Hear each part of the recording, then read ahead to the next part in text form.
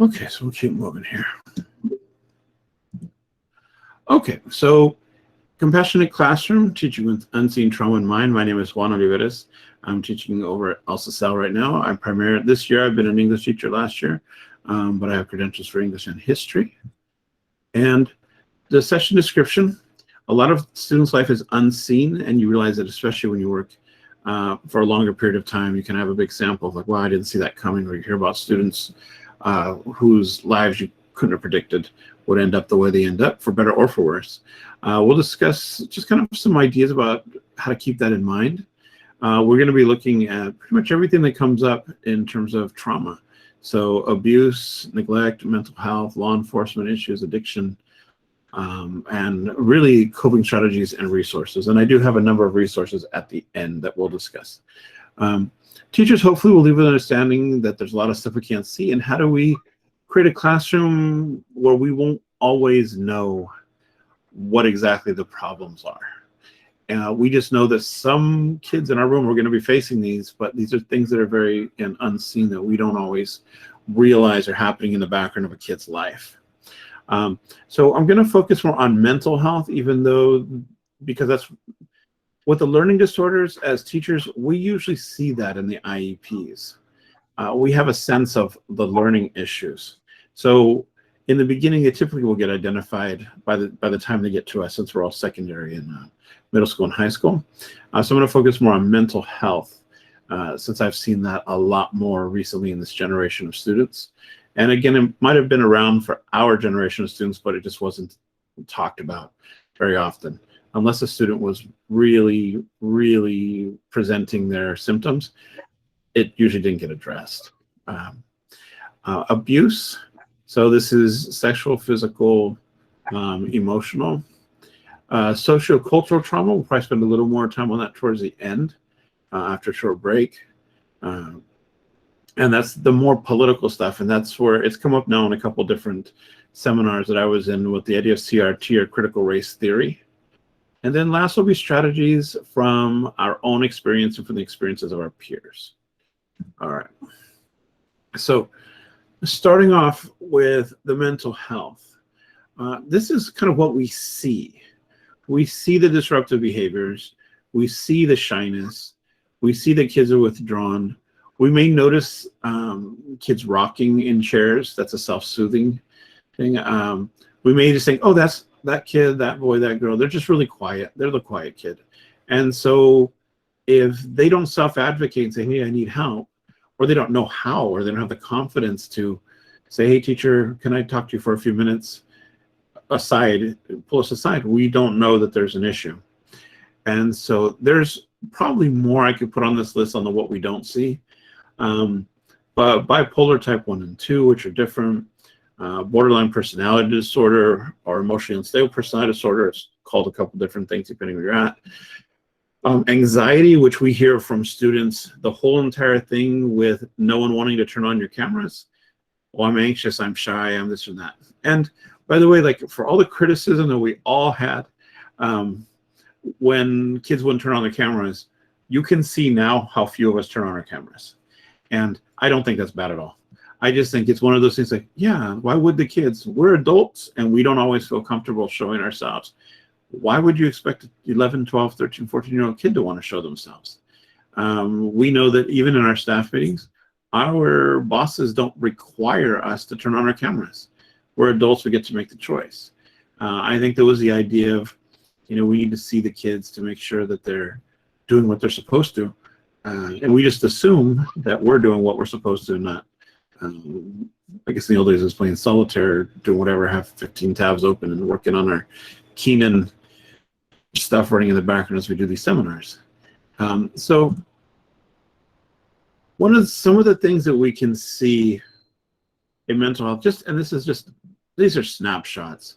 My background is not psychology, but when you worked with the kids for so long, like I said, been working in classrooms since roughly the late 90s, that you see these things happen over and over. And as a teacher, you start to look into and take the seminars and the workshops and talk to the school psychologist when you refer kids, and you get a little bit of advice over time. And you're going to see, I'm going to mention our qualifications and what our next steps can be. Noise sensitivity is probably one of the things you see a lot. Those are the kids that will have the noise canceling headphones. Usually that's built into an IEP, but we don't always know that. Sometimes the noise sensitivity, my students with IEPs regarding those issues, they can be autistic kids or they can just be other kids for whom that's an issue. They'll tend to sit at the front of the class, and that's something I tend to do because it's less stimulus if they're at the front. Their back is to the other kids, so they're less likely to get bothered. And if there's distractions of kids playing around, they're not going to notice that. And they tend to be a little more focused on either what's going on or at least avoiding some of the other stuff. Time pressure. There are lots and lots of students and even adults who, if you say, okay, you got 10 minutes, they're just done. They don't want to respond to that. And as a teacher, I've also looked at and said, well, if you're supposed to know 2 + 2 and you don't get it now, but you get it in 15 minutes, you still met the standard. You still learned what I wanted you to learn. So hopefully that's something we just kind of think about in terms of time pressures and how we can create a class where even the students that have those issues can be successful. Obviously, I'm 47, so like I grew up in the time where they just said, suck it up. You got 10 minutes, go. And you just had to work. Now it's like, hey, this will probably take you about 10 minutes, but if you need a little more time, that's okay. Promiscuity, these will be very different, usually act out sexually, sometimes towards teachers, but usually towards other students.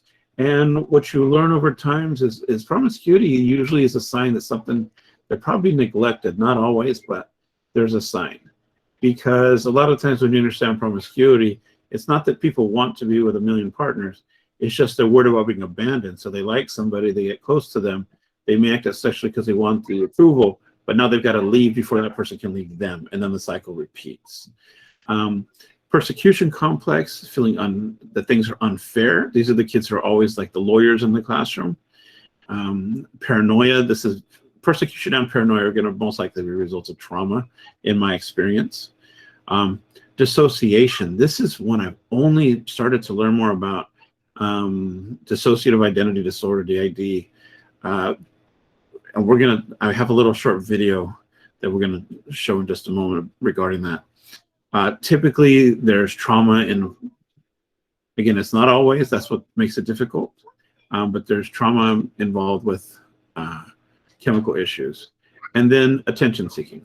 So this can be any number of different things.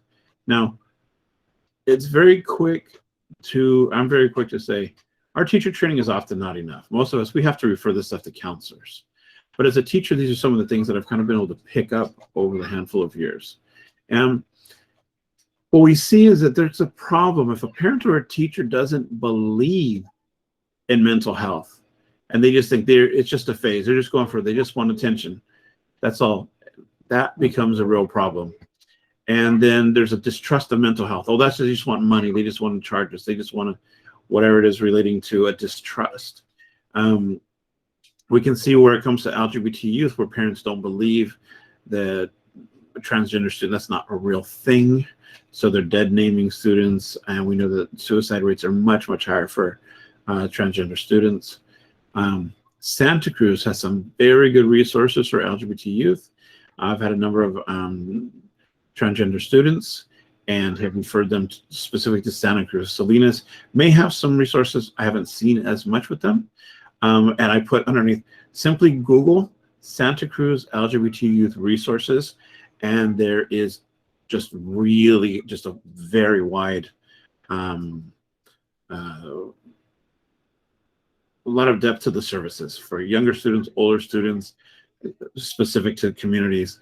I didn't want to choose one specific one because I wouldn't know how to apply that to the multiple issues that a student may have. And okay. So what I wanted to do now, and this is because obviously there's a little kind of got lecture-y there, and I knew that was going to happen, was let's try to answer these in the chat or just out loud.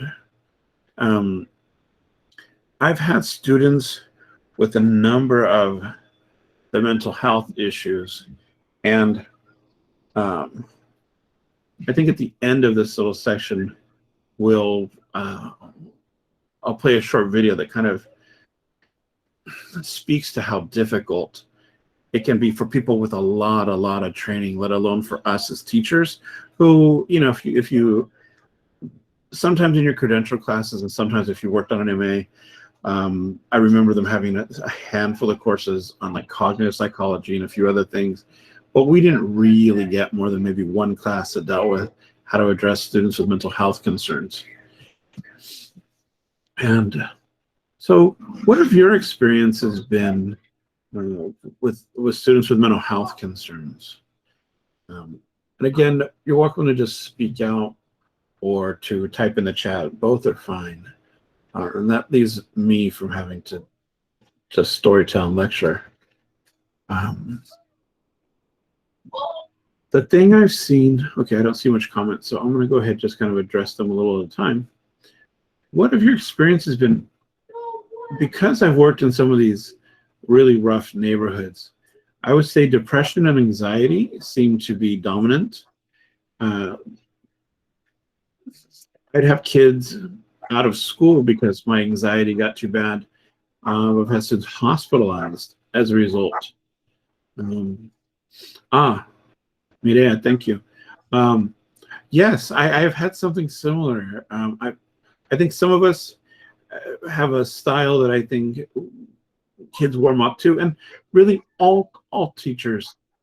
Are you guys hearing all that barking in the background? My neighbor's right below me. Give me one more. I want to close my window.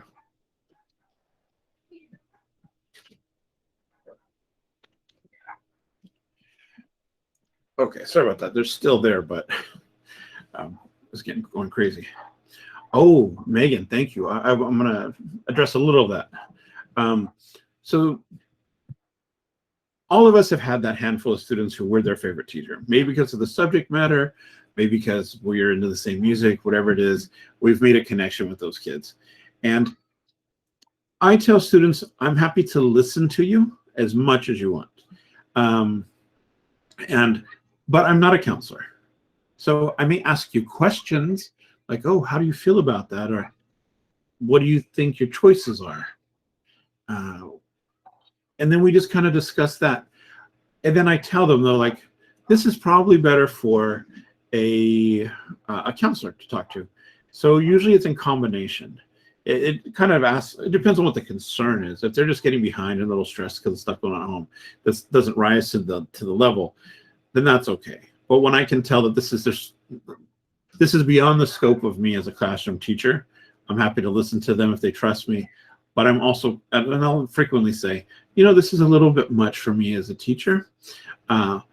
Would you be okay with me also referring you out to the counselor? We can continue to talk, since it seems like you're comfortable with me, but I would also like to get you to a counselor if possible. I've only rarely had students say no. And usually that comes with anxiety because of parents who are when parents are part of the problem, it's hard for students to feel comfortable going to a counselor if they think the counselor is going to call the parent. So I'll put a note on the referral to say, so-and-so would like to speak with you. Here's some of the issues that he or she had. Ask them about parent concerns. Because again, sometimes legally we have to inform parents in some cases, but I'd like them to know that at least make the counselor aware. Okay, I see some hands raised. And let me see how I deal with this. James, if I have, and I'll continue to address some of the stuff in the chat that people are mentioning. James, if you want to talk.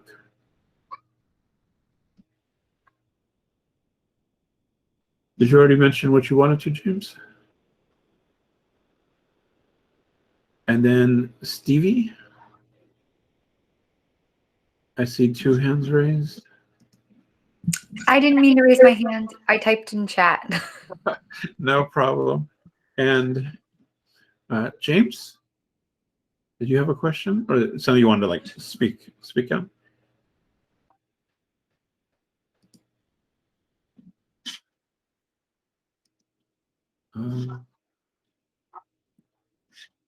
Okay. All right, I'll keep moving. That raised hand was there from the beginning of the workshop on, just so. Oh, okay. All right. Thank you. I don't know how to lower them at this point, but that's okay. Just want to make sure you get addressed. Okay. Oh, wow. All right. So that lit up. So that was really great. Okay. So I'm going to talk about these. I don't want to, there's some section I have at the end that I can get rid of if we need to. So Ashley mentioned that the anxiety thing as well. And I think it's also important, like with the anxiety, and now some of it's just like generalized anxiety. We can't do anything. They just have like panic attacks. And I have a couple students who I've worked with who they've graduated and I'm since friends with their family. And I kind of check in on them now that they've gone off to school and stuff and say, hey, how are you doing? And they'll still say, you know, no, my anxiety is real crazy, and they suffer from depression as well.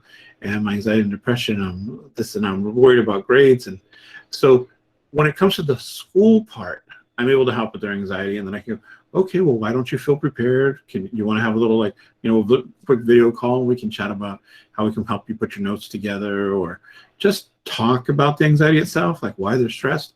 And sometimes that's enough for them just to have someone to talk to. When it's like medically, like when they need anti-anxiety medications, those are more in the realm of like talking to parents or getting permission to talk to counselors, or if that's a condition of the IEP. Are there ways that you can use strategies that allow the student to be successful or waylay some of the anxiety? Now, some of it's medical and chemical, and it's just not within what we can do in the scope of our jobs as teachers. Yes, for parents who won't get them into therapy, I was actually dealt with that in the last few years with students it was actually only when I had to flex as a mandatory reporter, the student said one or two things that made me think, I think this student might kill themselves. And I referred them, I mean, this is like this flurry of phone calls to different services. And in the end, they actually had like a community resource officer of some kind. It was a cop, but they were going in a mental health capacity. And I got news later that we may have saved the kid, because that kid was apparently at a really bad break point. And it was only then that one of the parents who was opposed to it was then open to therapy. The parent still was convinced that she was just seeking attention, but I said, well, you know, your kid could have really done some damage. So I think sometimes it's those ugly moments. So Megan, to address that, sometimes it's not until things go really, really bad that the parents want to look at it. And cultural, I've seen, not so much in our area, but say in the Bay Area and LA, where the Southeast Asian population is much larger, where mental health is seen as a stigma, and they don't want people to know that their student has a mental health concern because it's considered like a mark against parenting. If your kid has those problems, what did you do? Good parents wouldn't have a kid with mental health issues. Maria. So Maria Ruiz says something, solution-focused brief counseling is encouraged to use with students. I'm not familiar with that. I'm actually going to take that down as a note. Thank you. Oh, Maria, you were a presenter. Okay. Yes. I would like, that sounds super counseling. Like, so, and actually I did borrow, I'm giving you credit for it, but I did borrow some of your resources because, again, I'm a teacher, so my base is limited of what my knowledge is. And you had some resources that I thought I simply wouldn't have had access or knowledge. So I appreciate you attending. Maybe you can, if I'm off base on some of what I said, please correct me. Again, this is, my experience tends to be anecdotal, right? Just, you know, you teach 15, 20 years and you kind of go, I think I kind of have a ballpark. But again, I'm coming from a classroom environment where we don't get to see the stuff. That's the whole idea of the unseen, is that there's so much that we're not seeing, and yet we're trying to account for what we can't see when we're creating a lesson, when we're doing our classroom management, etc. So if you ever, Yeah. I was just gonna say, you're right on point though. Everything you're saying, I think, is great, and your experience is truly shown by everything you're sharing. So I'm really happy to be here. Thanks. And you're more than welcome to use the resources too. Thank you. I even say Maria researched for her Maslow to Bloom. So Maria, just for a moment, did a really important one, and we've talked about it for those of us who worked in communities with at-risk kids, is this idea. I hadn't ever heard the phrase Maslow before Bloom, but it was such a perfect phrase. And if basic needs aren't met, we can't get to higher order thinking because kids are still in survival mode. And a lot of this is knowing that when your students are in survival mode, and as teachers, we're probably not going to be able to do that much in a year or two of knowing the kid to take them out of that, but at least we can be sensitive and empathetic to it. And I think that a lot of times that's the best we can do, and we'll just be like one less problem that kid has to deal with. I used to kid with some of my friends who teach lower grades, and on the very first day of school, I love you, teacher. And I'm like, yeah, but that doesn't take any work. I mean, it's cute. It's a great reason to want to work with small kids. I said, but I get these like gangsters and like really tough kids. And at the end of the year, like, you know what? You didn't suck that much. And I'm like, oh, that's here. Like, that means something coming from like a really tough kid to say, you know, this guy didn't suck. You're all right. And that's high praise from those kids. So you say that, oh, I'm glad you used this phrase because I'm not familiar with it. Sarah, Foy, are usually tier 3. Maybe Maria or Sarah. Yeah.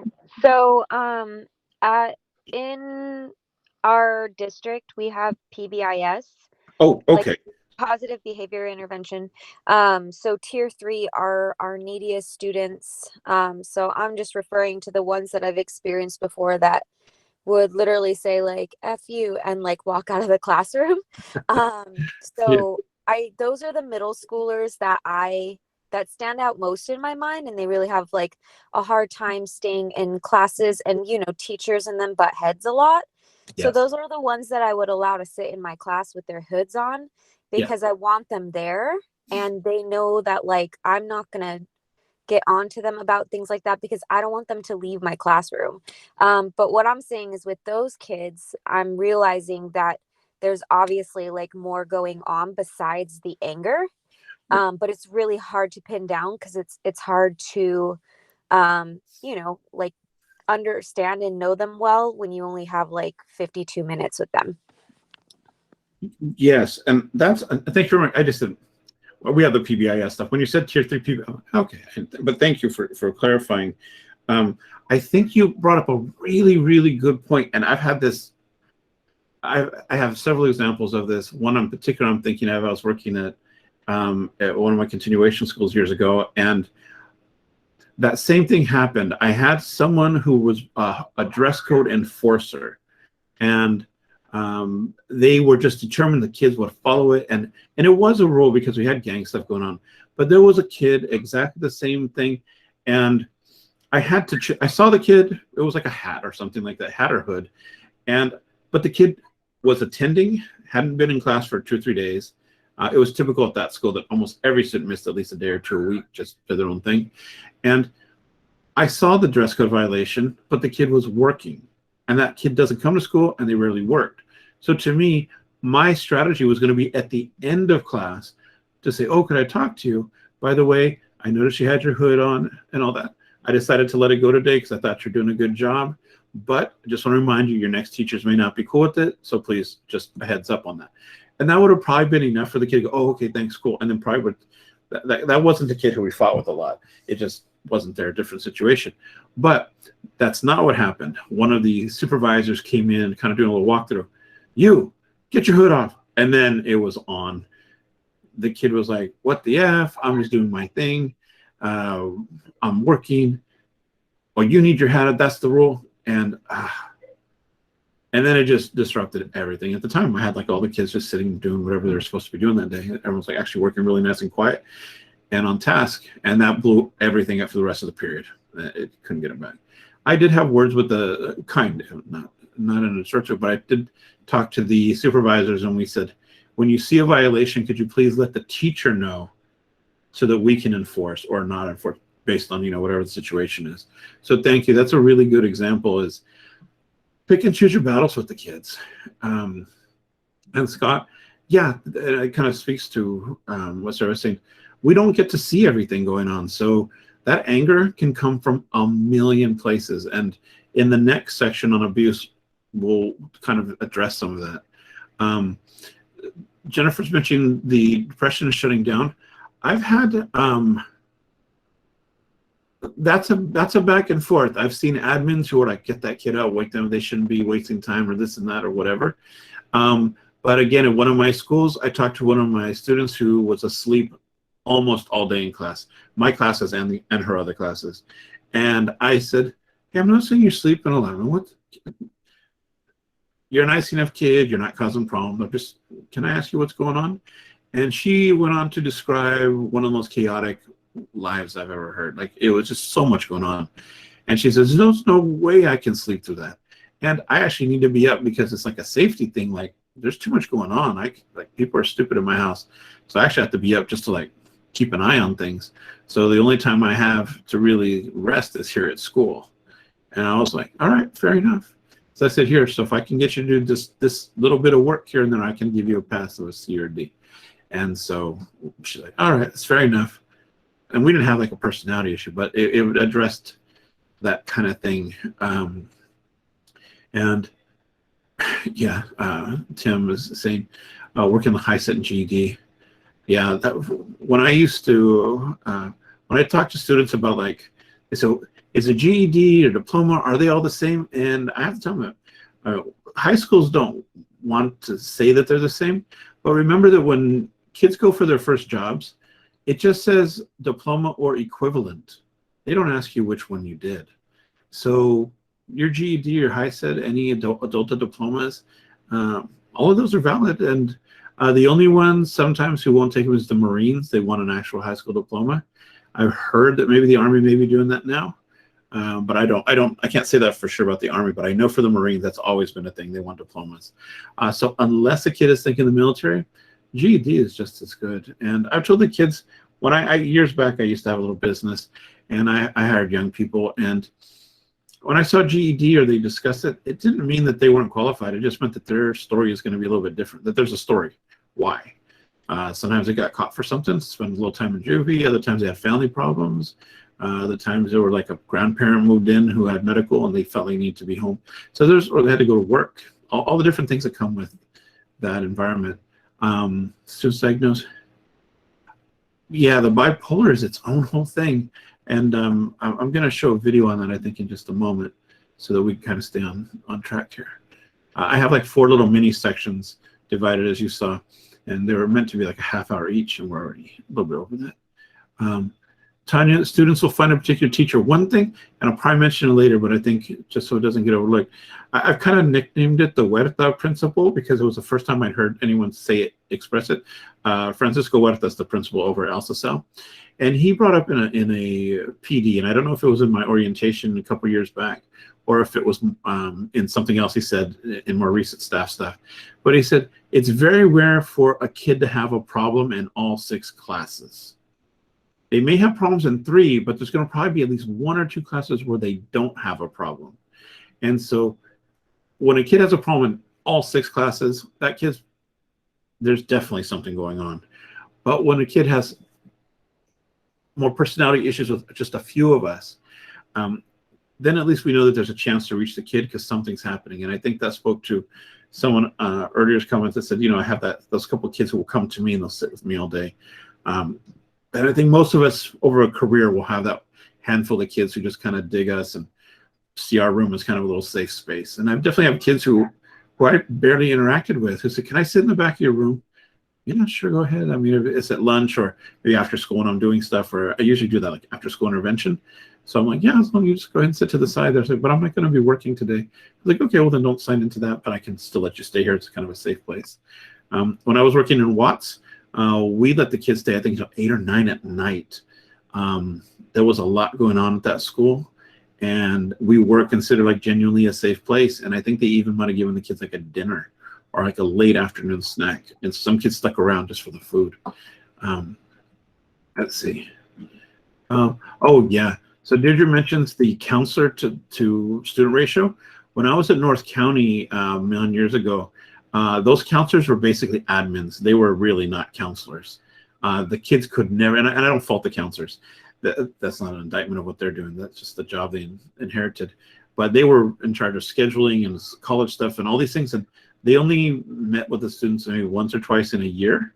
And appointments were near impossible. I asked the kids, and I even advocated. I said, because I was new to the school, I was like, hey, man, my kid's trying to get a hold of you, man. I'm like, why is it so hard? Or how do they get on your schedule?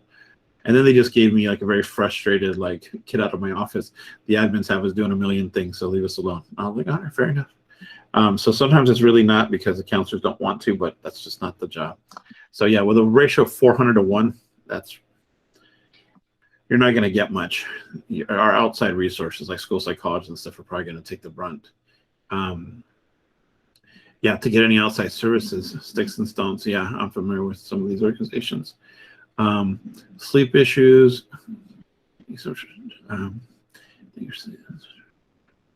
Yes, and I think I see Tim backing up Sarah.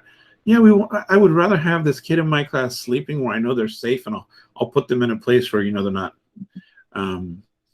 disrupting anything. And I know sometimes, like when we get those evaluations and they nail us with 13 kids were on task, 2 were looking for a pencil, and 1 was asleep. Teacher failed to address. And I'm like, no, I didn't fail to address. That wasn't me addressing it. Like, I knew that kid has other issues. I know the kid a little better than you. And I had to make a choice that day. Do I wake that kid up when I know that they've had some horrible stuff going on? Or do I just kind of keep moving? So it's a balance. I think once you have tenure, you feel a little more comfortable kind of flexing that a little bit.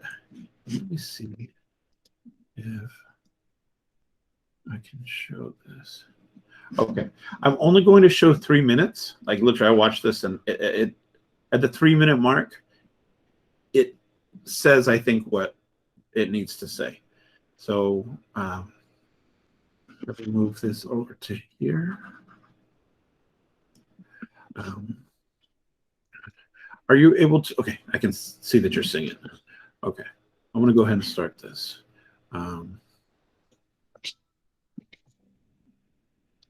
Sound is okay? Okay, let me know if sound's a problem. What causes borderline personality disorder? Here to answer that question is leading clinical psychologist, Dr. Raman. Everybody wants to know, it's such a complicated clinical condition like borderline personality disorder. How did this happen? That's always the million-dollar question with any mental illness, frankly. And if you look at the work of Dr. Marsha Linehan, who's done a lot of the research in this area, a lot of her work and other people's work highlights this idea that it's 2 things coming together: a biological vulnerability and coming from an invalidating early environment. So the biological vulnerability part, that part we're not entirely clear what that's about. Is it genetic? Is it a neurotransmitter issue? But something biologically about that person has resulted in them being more hyperreactive. They sort of overreact with emotion, with sadness, with anger. That couples with coming from an early environment, usually a family environment, that's very invalidating.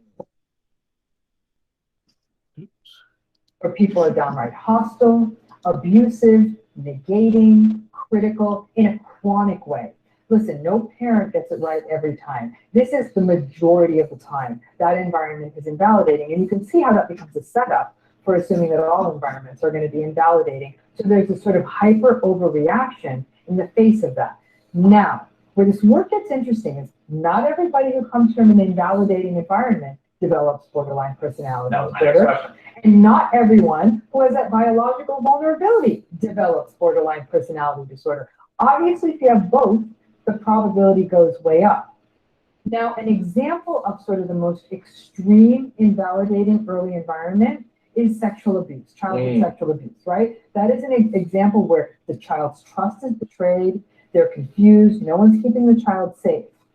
However, the majority of people who experience childhood sexual abuse do not go on to develop borderline personality disorder, and a lot of people with borderline personality disorder did not experience sexual abuse as a child. So there's no absolutes here. And I think that frustrates people because everyone wants a slam dunk. I was just about to say that. Yeah. I am frustrated just listening. Yeah, it is. So whenever we sort of uncoil or unspool the history of somebody with borderline personality disorder, we definitely see that something wasn't quite right in that early environment. In most cases, But I gotta tell you, the longer I'm in this field, the more I hear tales of people who are borderline personalities adults. I've worked with the parents, and they'll say, listen, we have racked our brains. And this is multiple people. So it's not like one person could be deceiving and hiding this. And there's just no story there. There's no neglect, there's no abuse, there's no bullying, like there's no smoking gun. So it really then comes down to, in those cases, it probably was all biological vulnerability. Okay.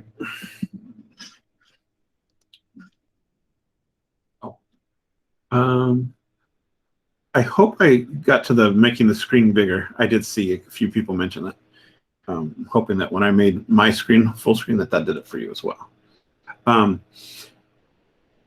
What I wanted you to see in that video was, obviously you're not going to learn that much about borderline personality disorder in that moment. In my teaching experience, I've run across some young adults who have borderline personalities, and it's so complicated. And the reason I show the video is that those are psychologists who have all the training in the world. She's a clinical psychologist. You can see in the side view here, she's got, you can see that she's got a ton of other videos on borderline. It seems like that may be one of her areas of specialty. And then in the side, I'm just looking here, narcissism in a parent, recovery is possible. How to, like, so it's very complicated. And again, she's an expert, and she says, we don't know.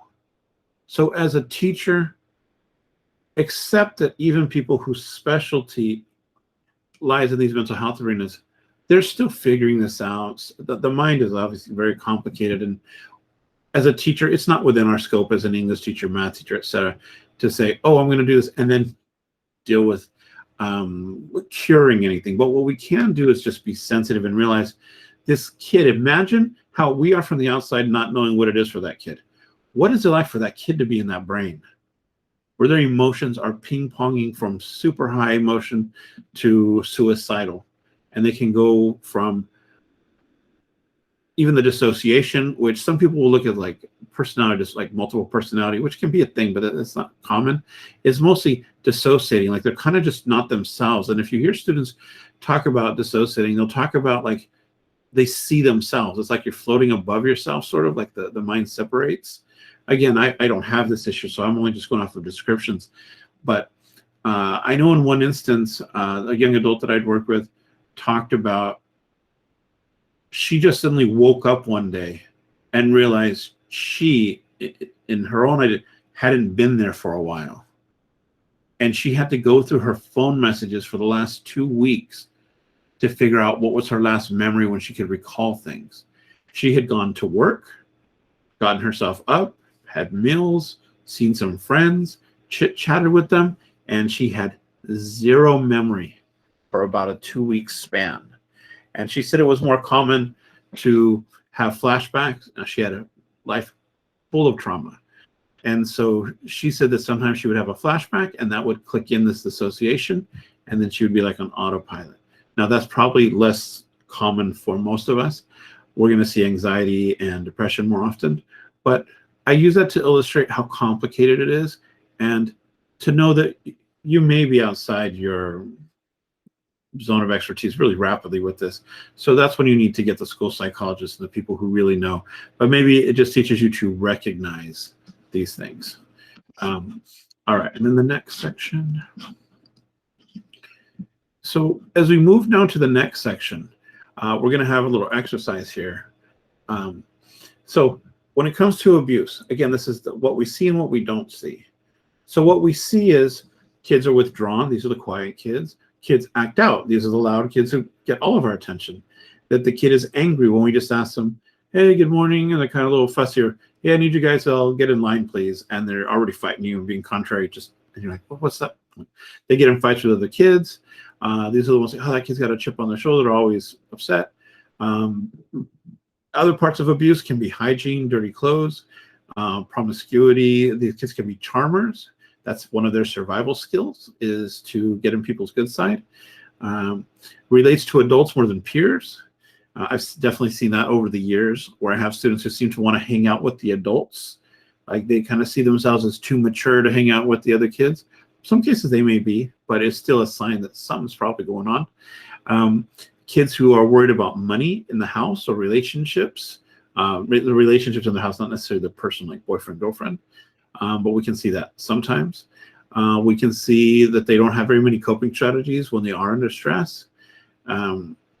And sexual orientation, or how they present, how they choose to present, not necessarily what we see. Race, gender, and they may be the loners. What we don't see, and this is the part with the abuse that's so hard, is that kids hide all this stuff because they're worried about they could be getting threatened by other people, and they're trying to make sure that in some cases they go, well, they know they're getting hurt at home, but they don't want their parents to go to jail, and they don't want to end up in foster care. And for those of us that know the U.S. foster care system, a lot of kids will get abused again in the foster care system. And with some of my students who have been in the foster care system in different parts of the country, they talk about sexual abuse. That remember that a lot of times the group home people don't have to have a ton of education. I was working for one group home company years back, and they had one or two legit counselors who were like had psychological training and like board certified kind of stuff. And the rest were just a bunch of people getting paid $9 an hour, $13 an hour to be like house moms and house dads. They did not have the training to deal with all of this. So what we don't see physical, sexual, psychological neglect. We don't always know whose parents are in jail. We don't always know if a kid's getting bullied because of stuff at home, or because of the gender, or because they're just simply someone decided to make them the target of being picked on. We don't normally see domestic violence. This one is an interesting one because it kind of relates to the next two or three. Parents who are narcissistic, coercive, manipulative. And sometimes that'll roll into religion, which can also be isolating. Certain, I won't get into like the difference, but if you've been around long enough, you'll know some religions, it's not really the religion, it's how they're practiced. I don't want to blame it on a religion. Every religion has their kind people, every religion has their extremists. So some versions of religion will make a kid more isolated, and we're not going to see that unless the kid brings it up. Addiction, issues with law enforcement. This again, we'll talk about that when I mention the social cultural stuff. Learned violence, where kids, I had one where a grandparent, I had to translate, I was translating to Spanish for a parent. We'd had a couple kids get into a fight, and I was translating for the grandmother what was going on. And when I told her, yeah, it looks like there was some trash talking, and then your granddaughter decided to take a swing at someone. And she says, well, good for her. I told her to. If someone's going to talk trash about our family, yeah, they should get beat up. And so I was like, oh, okay. All I had to do was kind of laugh for a moment and go, all right, this is going to be a very different conversation. And there was generational gang involvement. The grandmother was substantially older. She was like in her 70s. But she had no problem with her, 15, 17-year-old granddaughter beating somebody up if they talk trash about the family. That was to her completely a normal and like almost expected reaction. Now, the other one is dead naming. I don't know if you're familiar with this. This is when a trans student who changes their name to better fit how they see themselves, and either students or parents or other people continue to call them by their previous name, how they might have known them in the past. But obviously to them that's called dead naming. That person doesn't exist. They're trying to become this new person, or they never were that person, and they're now presenting as the person they feel they really are. And so people will still call them that. And so dead naming is another thing that can be very, very harmful to students who are transitioning, especially because they're young. They're still figuring things out at a young age. And then you have different cultures will have different parental expectations for school and other behaviors, and we don't see all this. What I'd like you to do right now is, if I could have everyone click on this. I already have this up on mine. I'm going to move over to it right now, right here.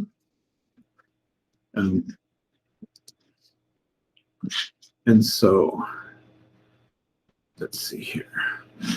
So I think that's in the link, but let me see. Yeah, I think in the one, things move so quickly. Oh, I know why. Okay, because I can't go into the editing part. All right. Okay. So I think it would be in the links you had, but just in case, I want to go ahead and drop that here as well. And I'm going to take you to the page. So I have it linked up already. So I'm guessing Maria and those of you guys who have counseling backgrounds would definitely be familiar with this. You can do it while I do it. I've done this. I don't even barely score on this. And I had one that was almost like comical when I thought about it. So question 1, before your 18th birthday, did a parent or other adult often or very often swear at you, insult you, put you down, or humiliate you, or act in a way that made you afraid that you could be physically hurt? I got spanked a little here and there, but I was never scared of anybody in my house. Before your 18th birthday, did a parent or other adult in the household often push, grab, slap, or throw something, or ever hit you that you had marks? I said I got spanked, and I mean in true Mexican fashion, when they talk about getting the chancla thrown at you, that's real. My mom threw a couple things at me when I was like junior high, when I was like at my mouthiest, and like 1 or 2 incidents. Other than that, no. And I didn't know the spanking was a possibility until it's probably maybe 10 or something, but it wasn't common. So I did have a yes on that one. Did an adult at least 5 years older than you ever touch or fondle or have you touch their body in a sexual way or attempt to actually have oral or vaginal intercourse? I had nothing like that in my personal background. Before 18, did you feel that no one in your family loved you or thought you were important or special, or that your family didn't look out for each other? Coming from a Latino family that was relatively close, I come from a pretty decent-sized family of aunts and uncles and cousins. That was never an issue. Did you feel that you didn't have enough to eat, had to wear dirty clothes, and there was no one to protect you, or were parents high or drunk? No. Was a biological parent ever lost you through divorce, abandonment, or other reasons? Were you often pushed, grabbed, slapped, or had something thrown? Oh, did your mother or stepmother, so the women in your family, were they abused in any way? So this speaks to domestic violence. Did you live with anyone who was a problem drinker or who used street drugs? Was a household member depressed, mentally ill, or attempt suicide? And did a household member ever go to prison before your 18th birthday? No.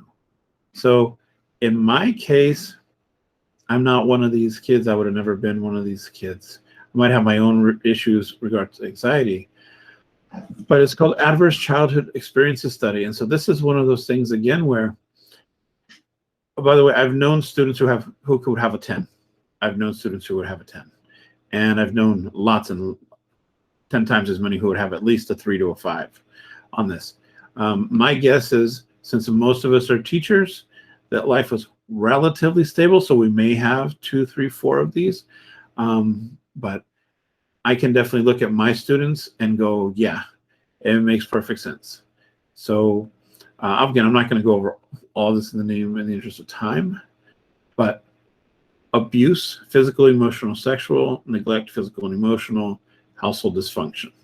So we see a lot of these different pieces, and most of us will probably have gone through 1 or 2 of these. That seems probably about normal. But for most of us, none of us are probably going to go past 2 or 3, 4, I guess, if life was rougher. But that would probably be an outlier as a teacher. And although I've known plenty of students who come from the hood who have said they wanted to be teachers, so they would have had a higher score. And those will probably be really great teachers in terms of being sympathetic or empathetic. In my case, I've just worked in a lot of these communities. And when Salinas was at its height of like the gang stuff in the late 80s, early 90s, I had a lot of friends and stuff in the gang world. And then I went on to go work with a lot of those kids. So I ended up becoming familiar over time with a lot of these situations. Okay. So in the chat, and again, you don't have to, obviously don't talk about necessarily what you scored and why, unless you're okay with that. But where do you score? I mentioned that I physically did mine for you so you could see it. I score a 1. And that was just for like getting spanked as a kid. what do I think my students score? When you look at that, I would say most of my students probably score at least a 2 or 3. And when I've worked in places like Watts and Oakland, I would say, I'm just quickly thinking of my students, and I would say 7s, 6s and 7s, very, very quickly. So, and then of course, how many of these trauma events can we see in the classroom? Very, very few, generally speaking.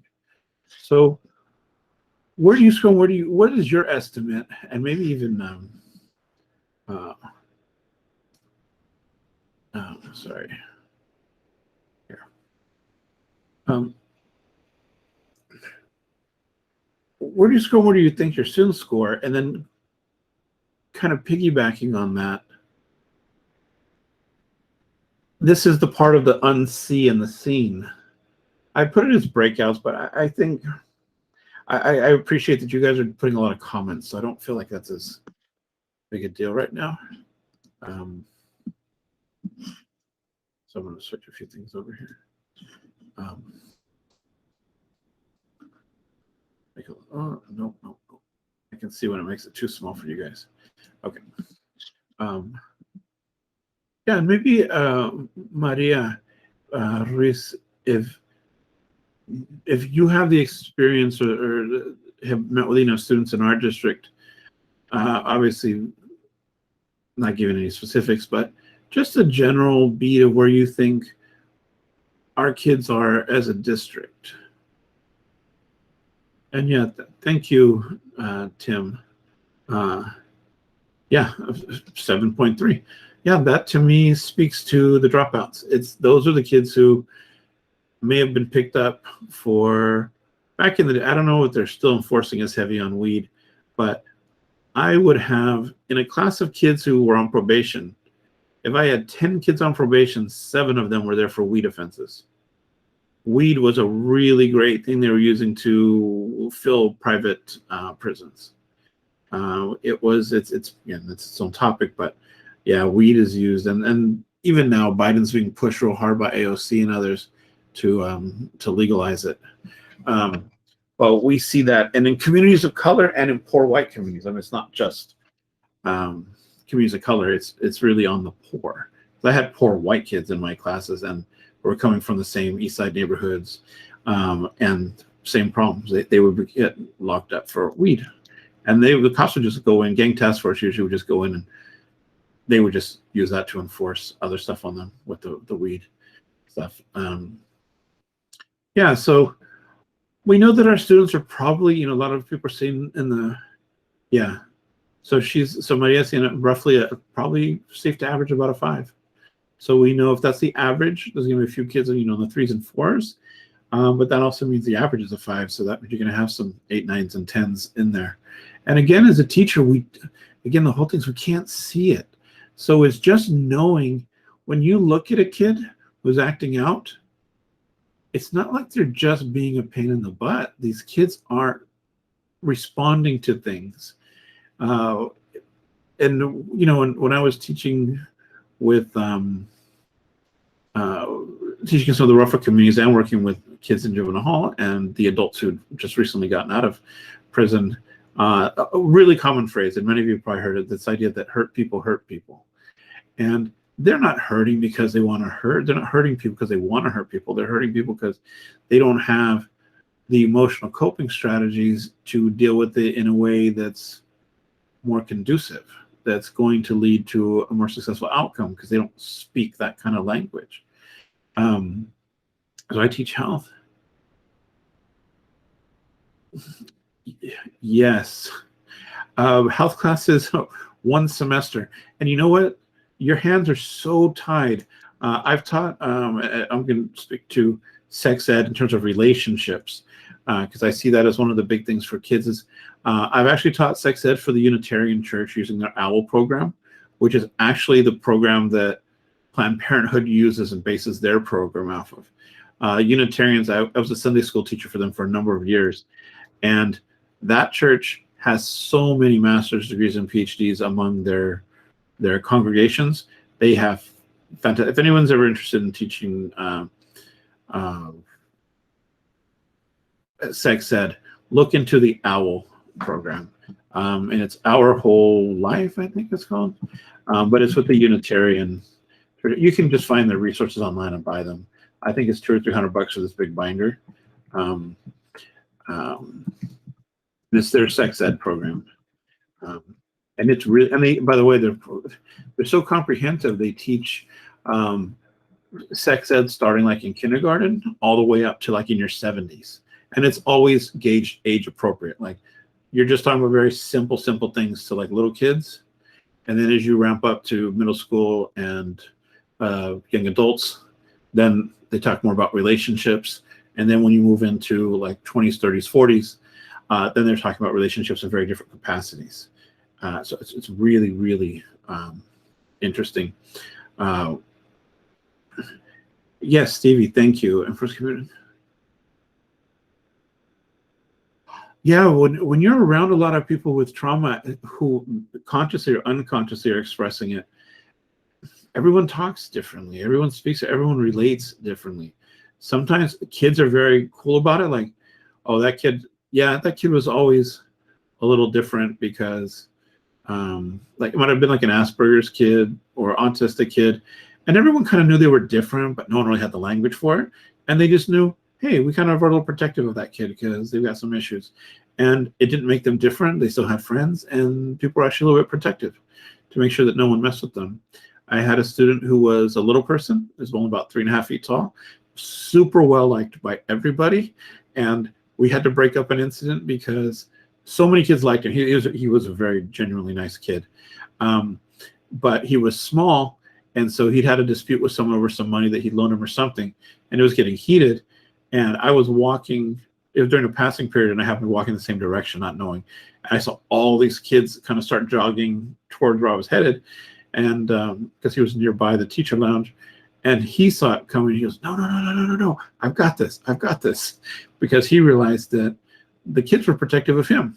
And they knew the other kid was bigger, so physically if they were to fight, the kid would have the upper hand. But he knew that if they came over there, they were just going to beat that kid up. And he said, look, we're both from the hood. If he really doesn't pay me, we can go get him later. But what we really want to do is, I think I can get him, just give me the money. We're fighting. We're arguing, but it hasn't become like he's not threatening me or anything like that. So it's understanding that, like, you know, these things happen with the kids, and how they manage trauma and how they protect each other in some cases. And Carolyn mentions again that mental health is only 10 days. You can see just from that woman who was talking, the clinician, that she does this for a living, and she's been doing this for years, and they're still figuring it all out. And so the mental health section, doing it, and 10 days means 10 hours. I mean, you know, in our time, or probably more like 45 minutes per. So it's more like 6 hours, give or take, after breaks and, you know, classroom management stuff, taking attendance. That's not enough. It doesn't help the kids recognize what they're going through, and it doesn't give their friends probably enough extras to really be that helpful, other than to say, you know, maybe a good listener, active listening, or whatever other things that they might teach. But the biggest thing that I will always emphasize when I taught sex ed in terms of the mental health, and that was the how to have healthy relationships, how to set boundaries for boys and for girls. Boys are pressured to have a lot of sex. Girls are pressured to give in. And I think we saw, like with that Brock rapist kid, that you have judges who go, oh yeah, he may have raped her, but we don't want to ruin his life. And now that young woman's life is kind of ruined forever. Like, she's going to live with that trauma forever. And yeah, and so Maria saying to overcome stigma and stereotypes, that's huge. Some of that's cultural, some of that's just, you know, within the family. But we know, growing up in the 80s and 90s, I don't remember anyone talking about mental health in a real way. We'd say, oh, that person's crazy, or they got problems, or whatever. But no one said, hey, you know, we need to get that person to a therapist. And, you know, the idea we call people shrinks and, you know, kind of downplay it. I don't really hear that shrink as often anymore. But we do know that there is a lot of trauma where people don't get the help they need. And going back to one of the examples of when parents don't believe in it. Well, man, that's not a belief. This isn't Santa Claus. This is your kid potentially hurting themselves. You have to believe that? Like, it's there, it's in front of you. Sometimes if there's abuse, that's where the parents don't want to bring it up, because if you look into it, you're going to uncover a lot more. And those become where parents, I've heard parents going, you know, if it happened inside the house, that's our business. You don't tell people what goes on in our home. And that's not uncommon in a lot of capacities. And that's the lesson in life the kid gets. And so they don't bring it up because that happens at home. I'm not supposed to talk about it. Let's see. Some of the questions I'd ask, did you have any personal experience with abuse that teachers didn't know about? Why are we not? If you didn't have those, one of the things that I've seen is kids hide it because they have to. I don't think I've ever really noticed one of my students until maybe later I'd find out they were being abused physically. The kids will hide it. You know, they want to just be normal. They just want to play with their friends and chit chat. So they're not going to, maybe their best friends would know, and that's about it. I do remember seeing students over the years where I would see where it was sudden. It wasn't just like the normal progression. One of my female students suddenly seemed really, really into makeup and looking very grown up. And it was completely out of character for her. And she wasn't being overly flirtatious with anybody in class, but the fact that she was sexualizing herself out of character, and it wasn't just her trying on lashes or getting a manicure. There was a lot more to it. You could see something very different happening. And I asked her and just said, hey, is everything okay? I noticed you're putting on the makeup. What got you into that? And I thought maybe, my birthday, my aunt wanted me to dress it. And she's like, oh, I just wanted to this and that. I was like, okay. And I didn't say anything, but then I referred her to one of the female counselors and just said, can you check in with her? It could be absolutely nothing. And she's just going through a phase where she wants to clear the makeup. But there seemed like there was an edge to it. And it was so sudden and I knew the student pretty well, I felt. And again, it wasn't in my capacity as a teacher to address it in the class. So I had talked to her very briefly, like a minute or two outside of class, and then just said, I got to send you to a counselor, because I do think, and I thought maybe she was being sexually abused. Maybe she was starting to date someone who was much older. So she was trying to live up to an older female standard of appearance. And I certainly know that I've seen enough girls, young girls at high school age, in rougher neighborhoods who are sexualized much earlier. And unless you saw them up close, you would not think that they were young girls. You would think that they were young women, maybe college age or older.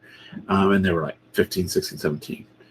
So you want to check on those things and just be aware when things don't seem, in character. And Tim, yeah, we don't know it's abuse. And a lot of times we don't want to get involved because it's like kids and their boyfriends and girlfriends and all this kind of stuff. I actually had one incident where, just by luck, my daughter had come with me to work that morning. She was waiting to get picked up by some friends, and I was kind of the halfway point. And so as I'm getting ready for class, she texts me and calls me really quick, said, Dad, you got to run out here. Someone's going on in the parking lot. And this guy was just throwing his little girlfriend around outside, and they were fighting about something. Now, I'm a bigger guy, so what I did see is I turned the corner. I saw this young kid try to size me up, and I was like, what are you doing? Why are you touching her? Don't worry about it. It's not your business. Oh, no. And I didn't know what was going to happen, but both of the kids were Latino. And so I said, you know what?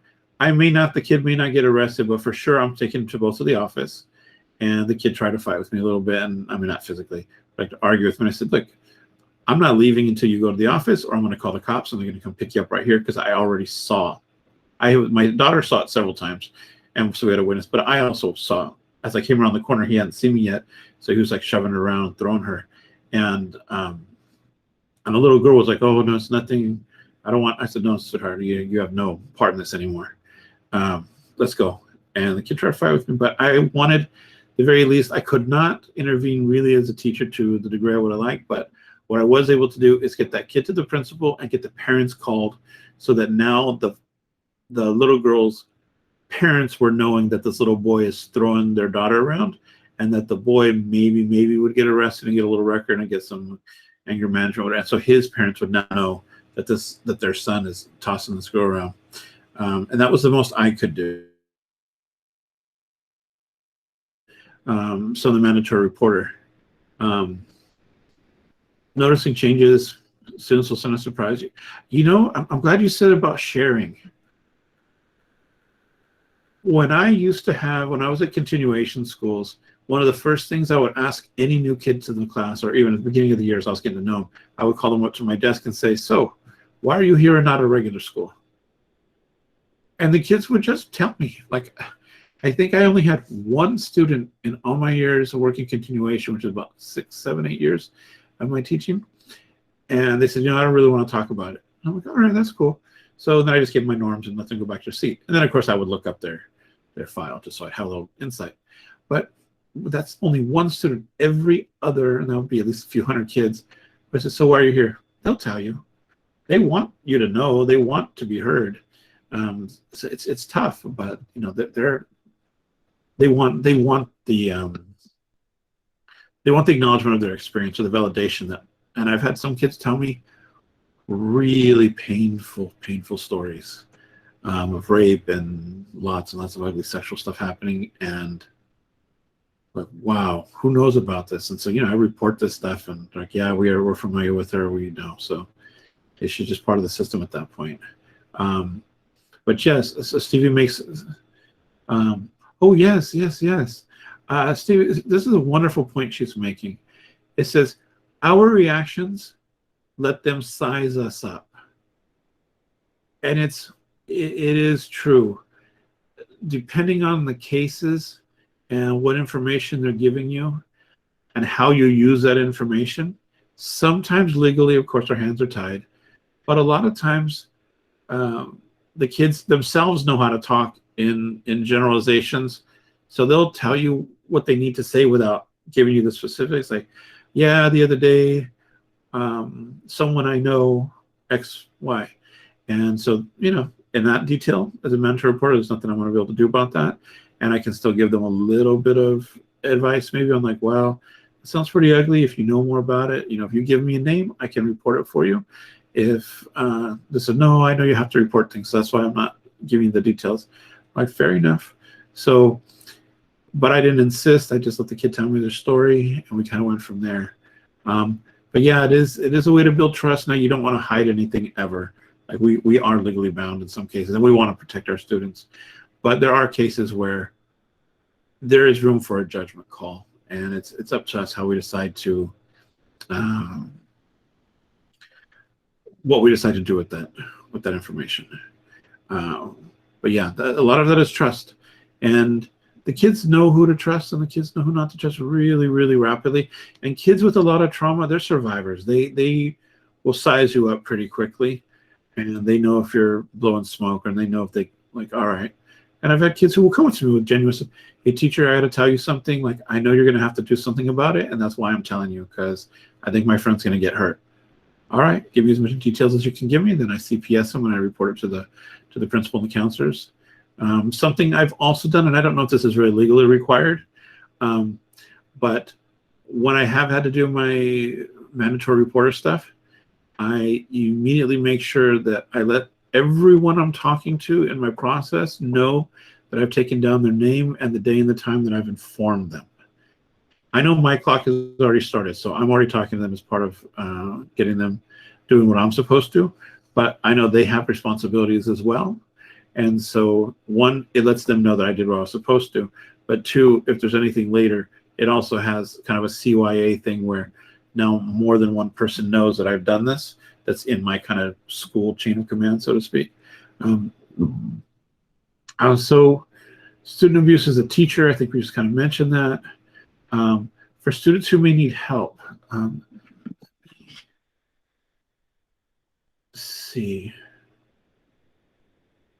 Oh, in the synergy notes.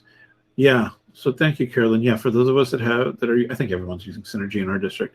But if not, usually there's ways to put it in, as well as letting the counselors know. I think counselors do a lot of that as well. But yes, that's really good. I'll give us a break in just a moment. And I was trying to see,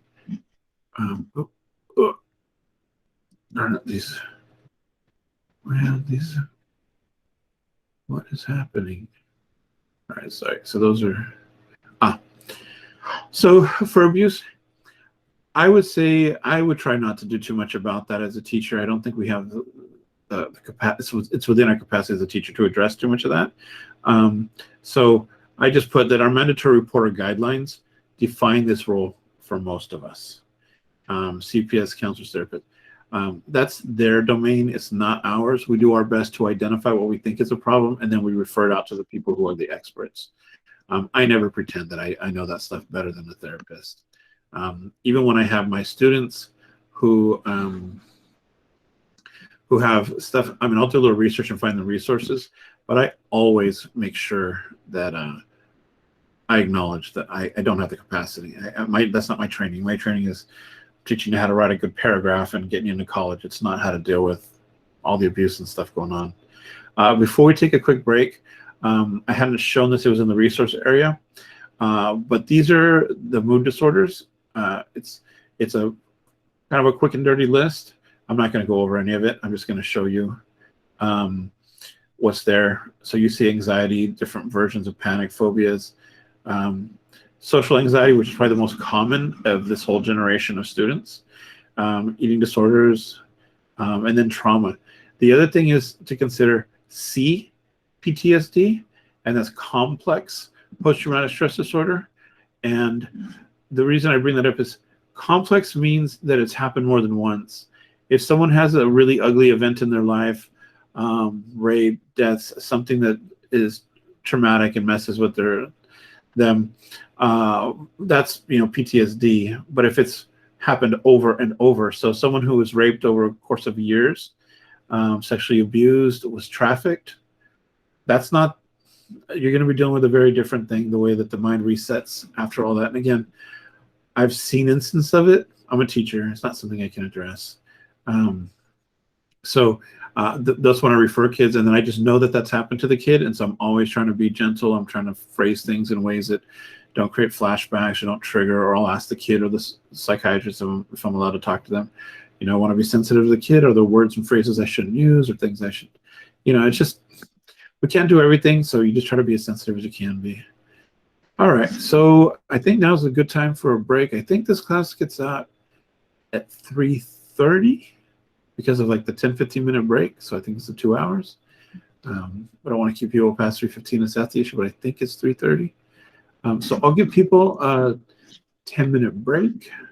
I think I have my timer over here, and so I'll put 10 minutes on it.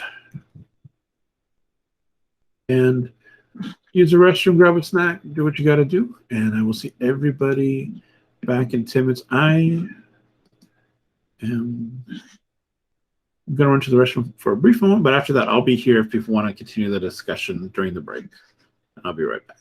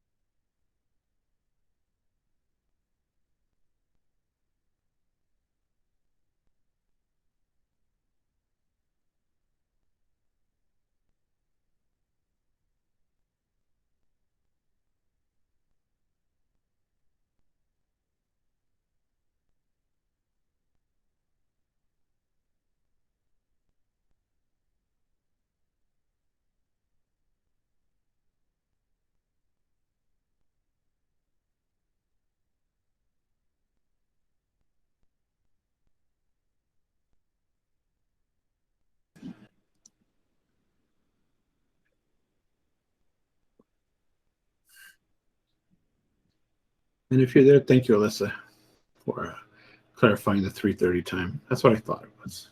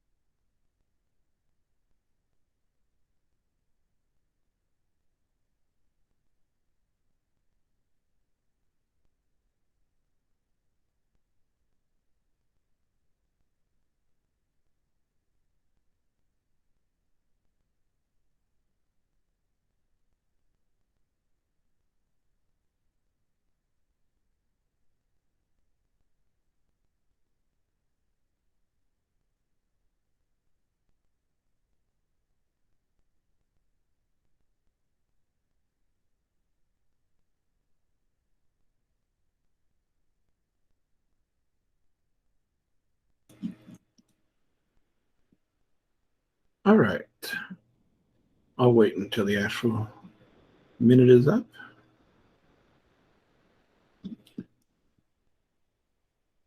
We'll get ourselves moving again.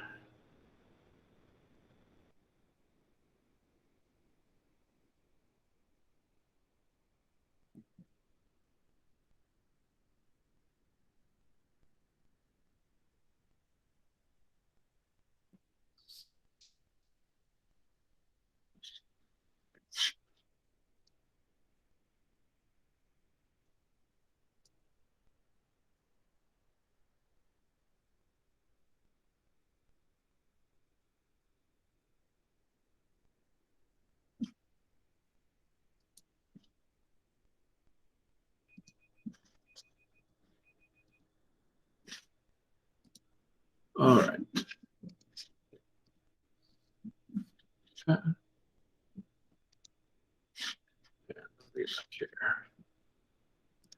All right. So I think actually this is a perfect way to take us into the last half hour. That's kind of the way I time things out here. You can definitely see that each of the topics that we've mentioned with abuse and mental health, there's a lot that we're not going to see as teachers. And so it's how do we kind of keep all of these things, just because the most we can do is keep them in mind, because we're not going to be treating students in the classroom. And again, I really do put a heavy emphasis on the fact that we aren't trained for that. That's not what any of us are trained to do. The counselors and the psychologists and you know, support that we can give for mental health, they have the training. They're the ones that are dealing with this as their job, just the way, you know, we're teaching our content areas as our focus. But I do think that now this social cultural, I think, is different. I think just being a citizen of our country, we do this. Just being as someone who cares about our students, we address these things. So as we kind of go into this, this aspect is different because this is what we see a little more of this. Some of it we're not going to, and I'll just kind of briefly go over what we see. We know when our kids are coming from a poor neighborhood. That's not a mystery to us. We know that, depending, again, in my communities that I've taught it with my continuation, I had lots of parents who are incarcerated. So people were living with grandparents and extended family. Police brutality, we don't see that as much in Salinas, but there have been some pretty ugly shootings of unarmed people. In other communities, this is like rampant, and I'll address the Oakland specifically in a little bit. Crappy schools, you know, when I was at Green Dot, I think the school is turning itself around. I would not say they were a crappy school, but there were lots of reasons that they've been taking over, that Green Dot taken over a lot of schools in LA Unified. And I've done a check, I think, last year, and I believe that the Green Dot's still around, because I was there upwards of 10 years ago. Bullying, we can see that. We're usually aware. Racism, we're usually aware. We know when our students have been in probation, we're usually told that. And that's less so at the junior high, but again, the high school, we'll see more of that. The anger, disrespect, challenging authority. I mentioned challenging authority physically.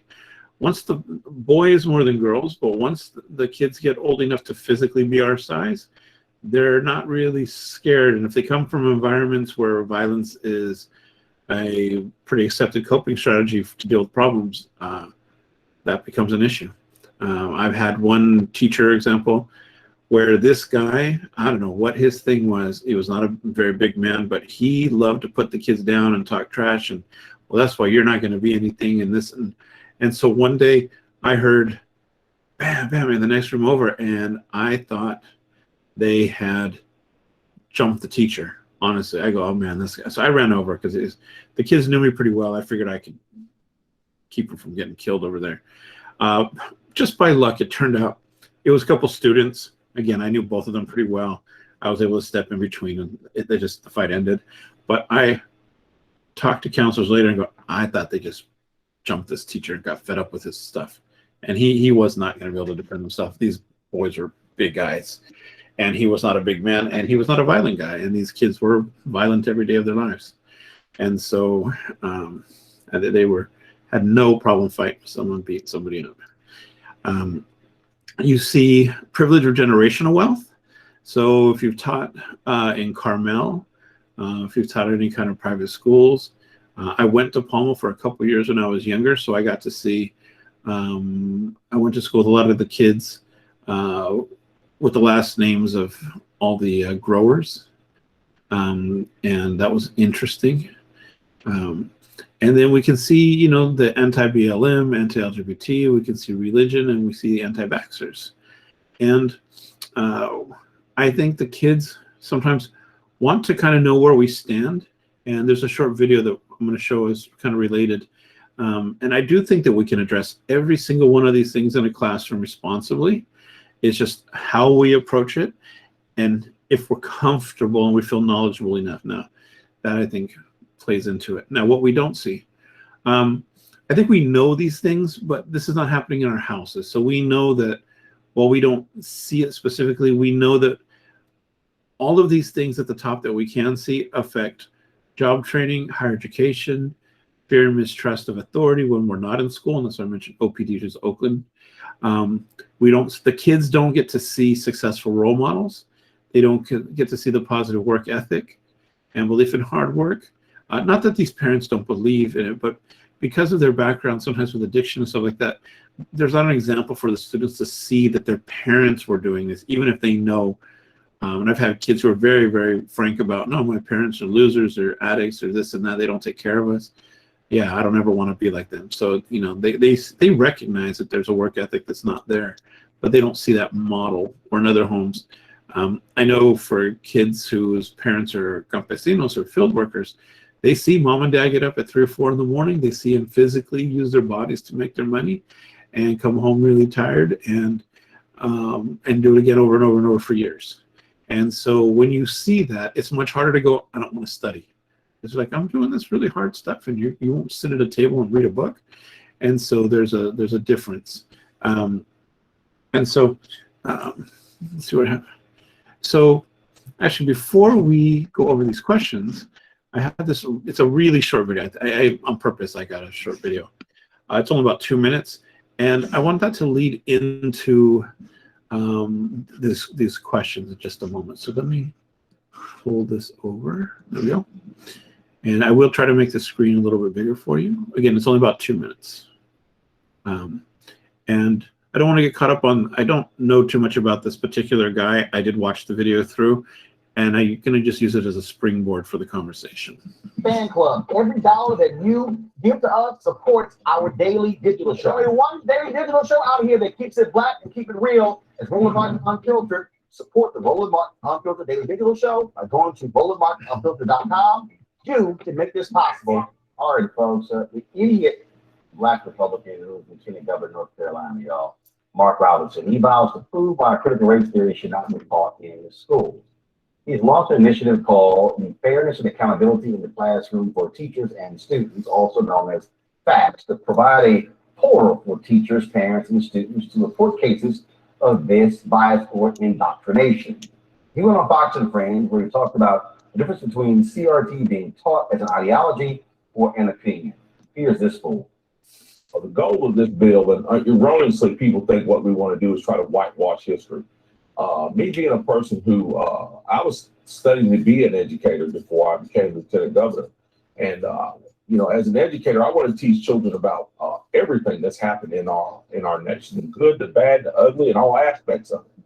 What I don't want to do is impart my own opinion on them. And that's what we're trying to do. We're trying to make sure that these kids and the teachers are not being pressured to follow any ideology. Who would they be pressured by? Well, we have a task force that we've assembled here in North Carolina in our office for the purposes of combating indoctrination in the classroom. And what we've seen so far is that unfortunately, there are teachers in the classroom who are forcing their opinion on students, and we cannot allow that to happen. It's also happening, of course, to teachers as well. That dude is such an idiot. That video is just 1 moment. Racial. Okay. So I don't know where people come down on these issues, and I don't know if it makes as big a difference. What I'm trying to show, it doesn't matter if you're left or right, and I can assume that most teachers in California are going to be on the left, or some, maybe centrist Republicans.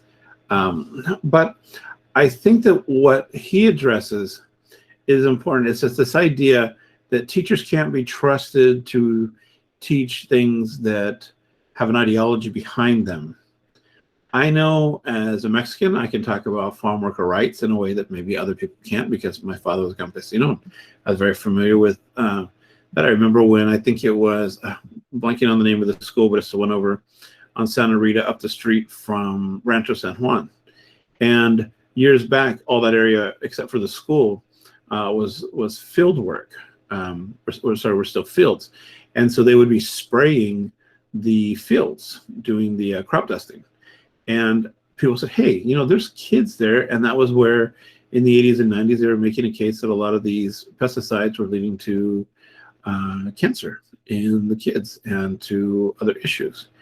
And that's perfectly valid to say, hey, you shouldn't be doing this. Well, it's affecting business and this and that. Well, it's also affecting my kids. They're getting sick, and these parents are as well. And if you are using facts and you're not using too much spin, you can address these things. When Trump was running for office, I was teaching government and history that year. And so we brought it up. We talked about third parties and did a bunch of great stuff. And every kid in the class knew that I was more of a Bernie AOC lefty. But I didn't tell them they have to believe that. I said, okay, so and by saying, here's why I believe what I believe, it was an easy conversation to have, because then it left the room for me to say, so why do you believe the way you believe? And then we just had a conversation. And you as the teacher can determine if that conversation gets out of hand, what it becomes, how far it goes. And again, one of the things that I was taught early on was address the argument, not the person. So rather than say, hey, Tommy, your parents are dumb because they think that way, I go, hey, Tommy, that's a good point. A lot of people do believe that. And so people that believe that tend to X. Is that the case in your family? Or what do you think is the reasoning in your family for that belief?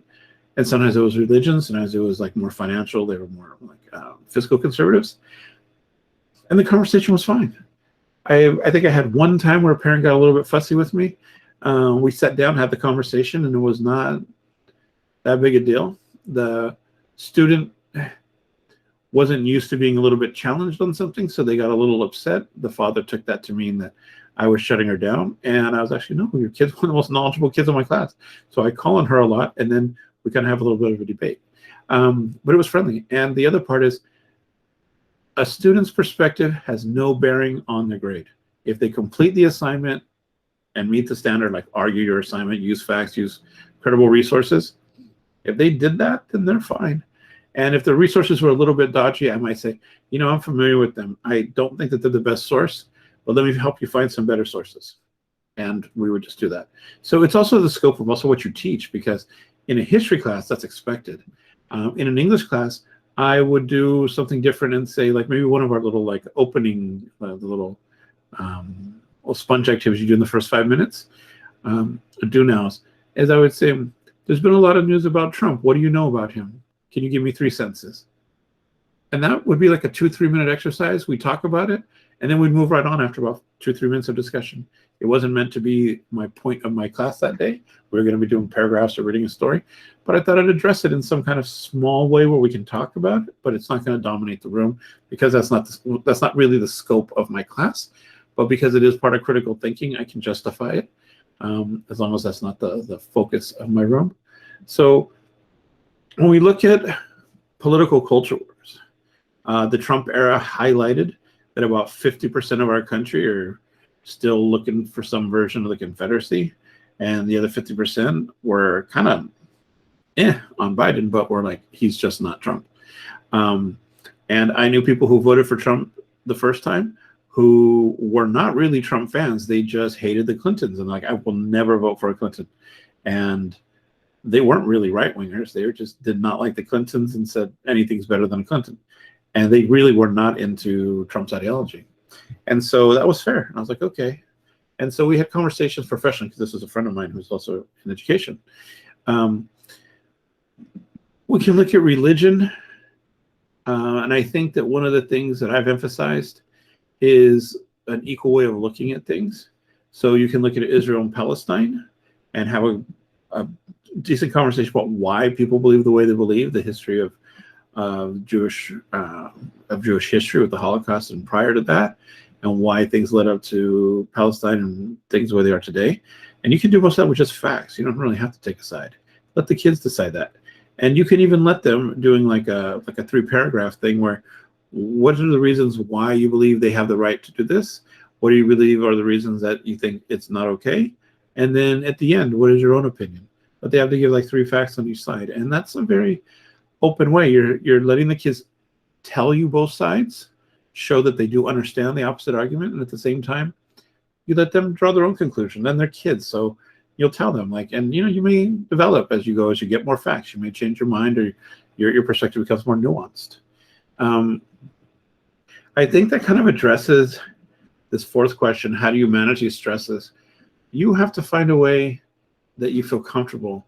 I've never had a problem discussing these, aside from 1 or 2 conversations ever. I've never been shy about mentioning my perspectives, but I also don't tell my students they have to believe the way I believe, ever, ever, ever. So that's, I think, something for you to kind of consider.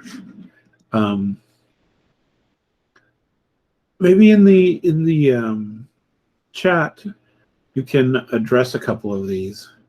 How do you see some of these in your own classroom, and how do you find ways to integrate these issues fluidly to address traumas?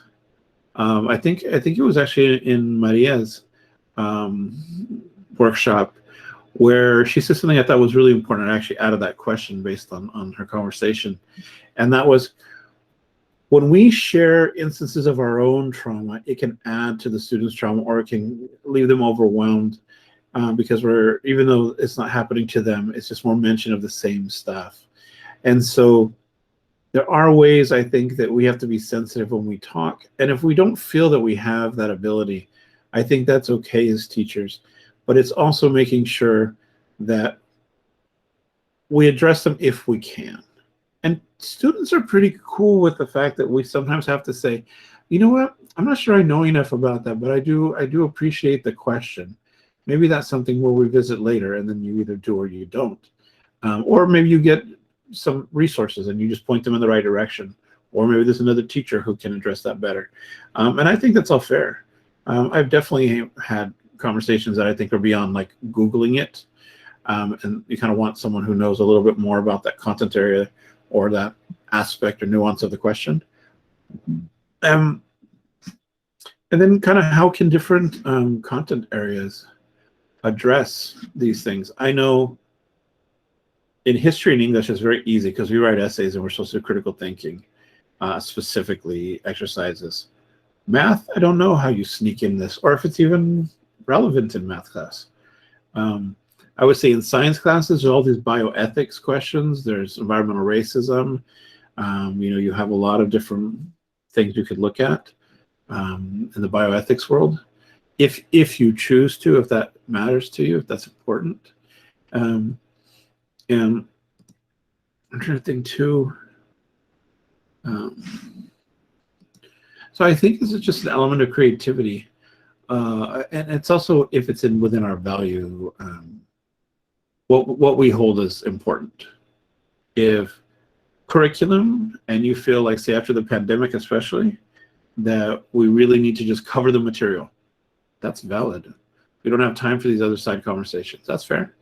I don't think anyone's going to, certainly an admin who walks in and sees you covering the material is not going to say, stop covering that and address, world peace or something. At the same time, I think it's more of on our personal conscience of like, these things matter to us. Do we address them?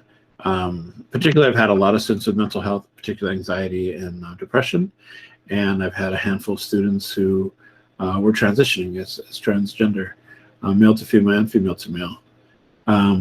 And so as a result, that was just because I was looking at resources for them.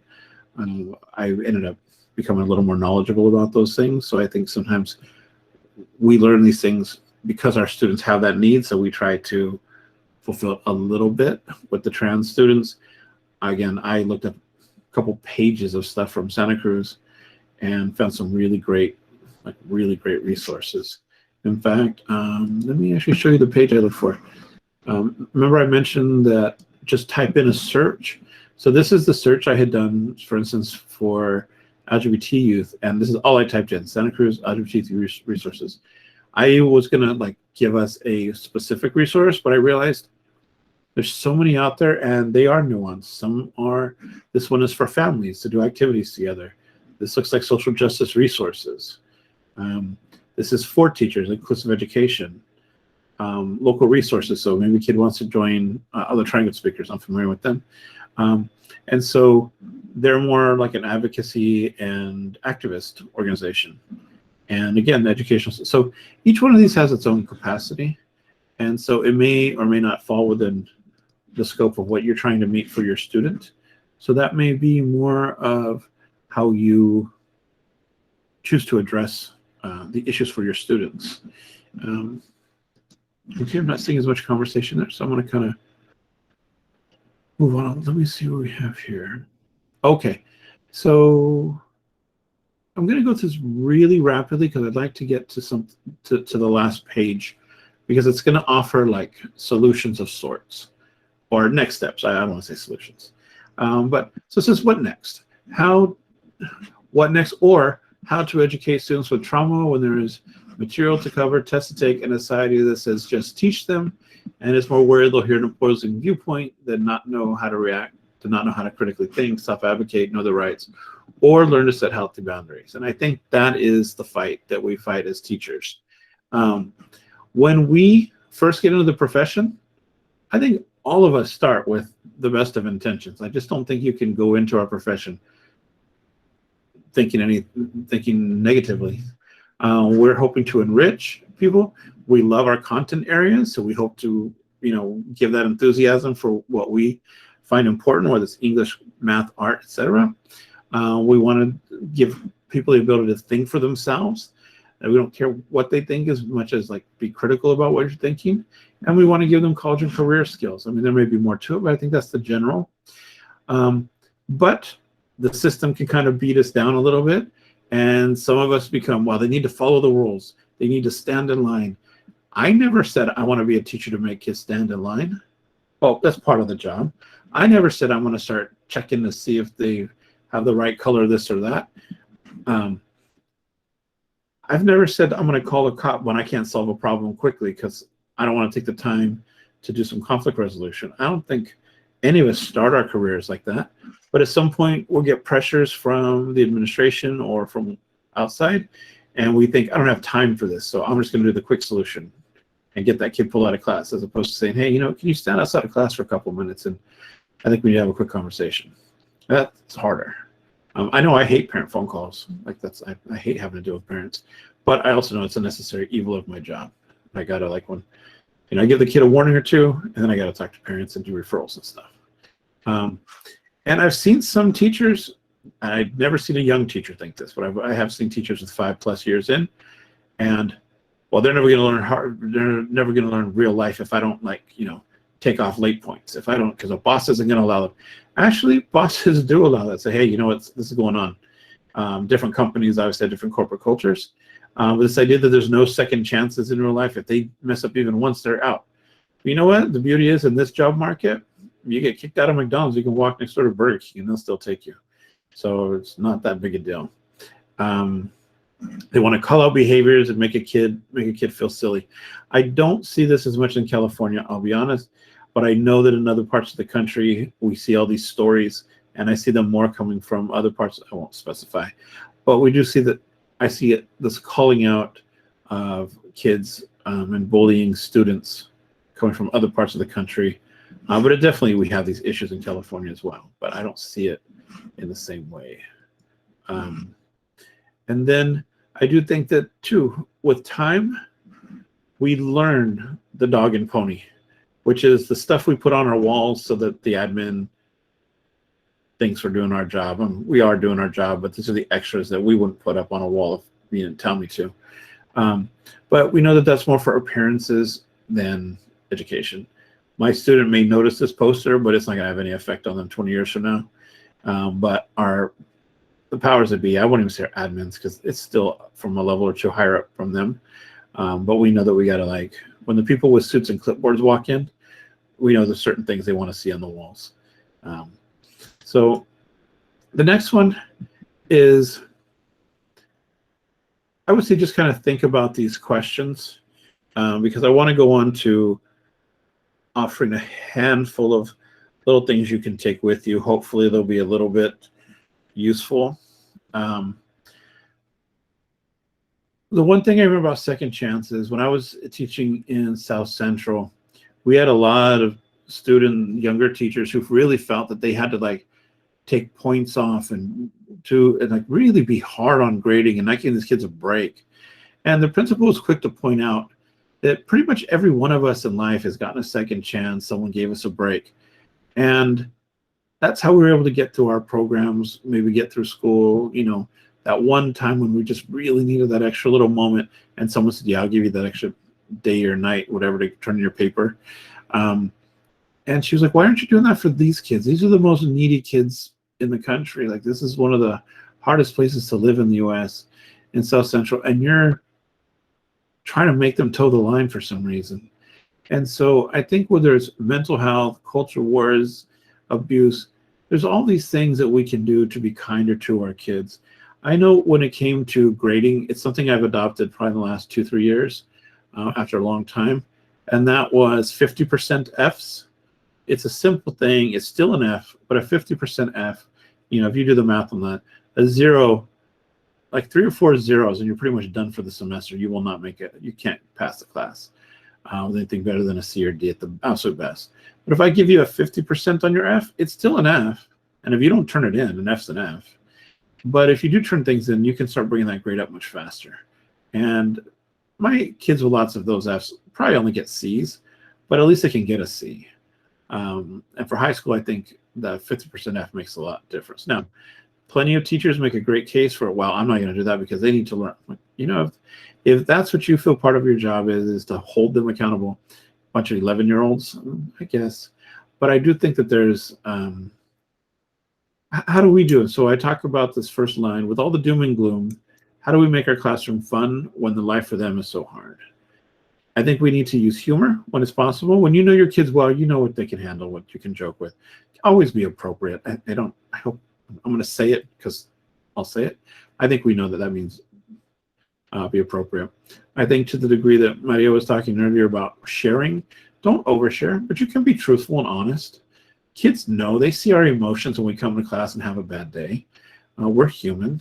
And I think with social media and all that, back in the day, people thought their teachers were, you know, just got in a box when they left and came back out in the morning. But now with social media, people are more aware of our everyday lives. So, you know, you can be truthful and honest within the boundaries of what makes sense to share. When you do get kids, like say the sex ed stuff, and I've had kids ask me like pretty open questions, I say, you know what, let me put you on this website or talk to a counselor because it's not really within the scope of what I can discuss in class. I mentioned this, give lots of second chances. The real world is hard. And until they get there, we should try to, you know, give them all the support. Doesn't mean we coddle and do the work for them, but we give them as many ways and bridge and scaffold in that direction.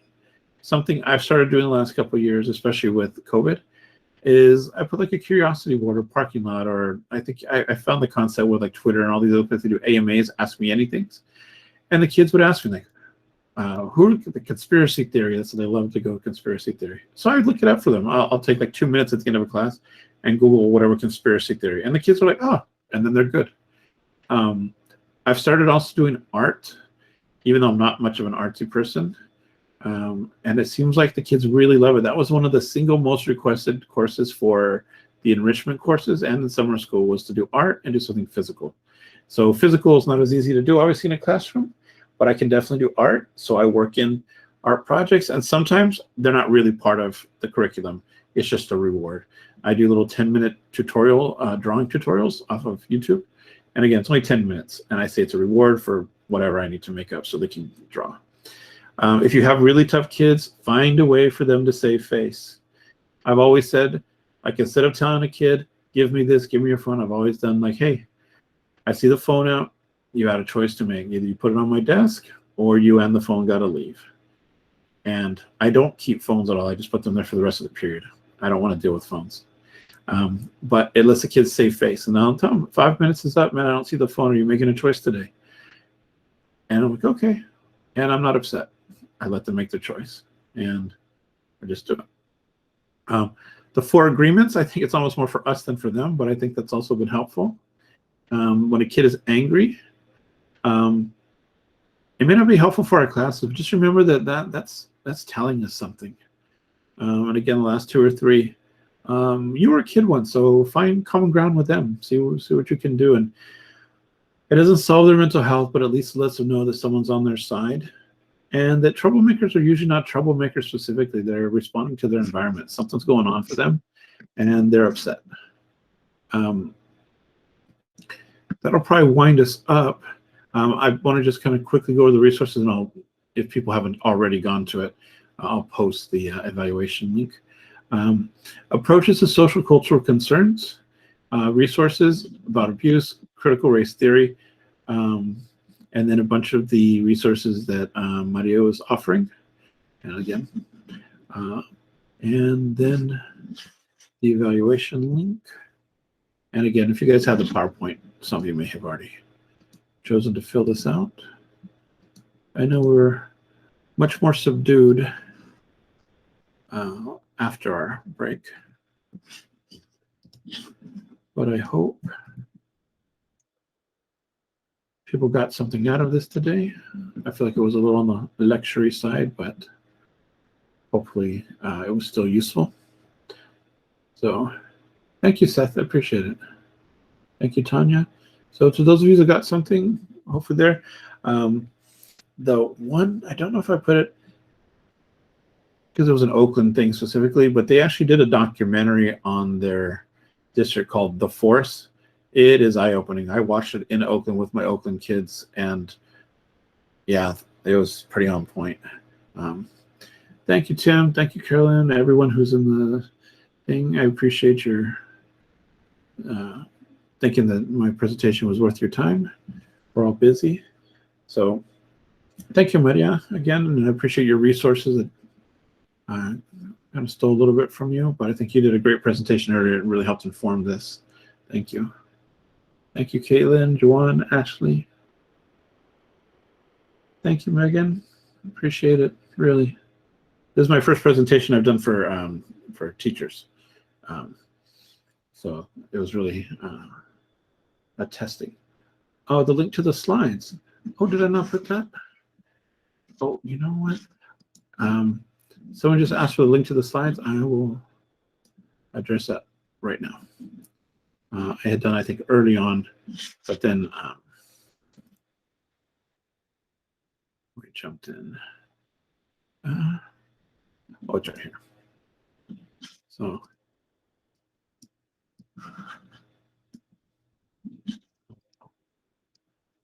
So for those that want there are, again, more resources than I was able to cover.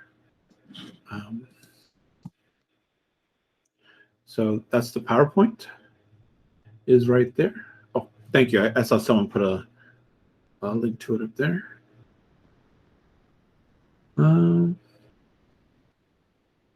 That's interesting. Their link looks different than mine. So my guess is use theirs. I'm just going to say that if it's the teachers, you guys know better than me on this one. I don't know why mine looks different. I'm not sure. But thank you again to all who attended. You guys have a great day, and probably see some of you guys in the workshops tomorrow as a participant.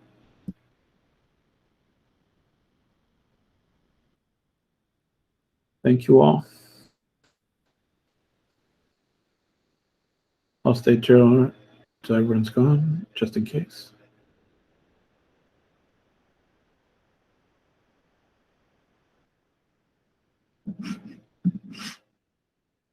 All right, thank you again. I'm going to stop the recording.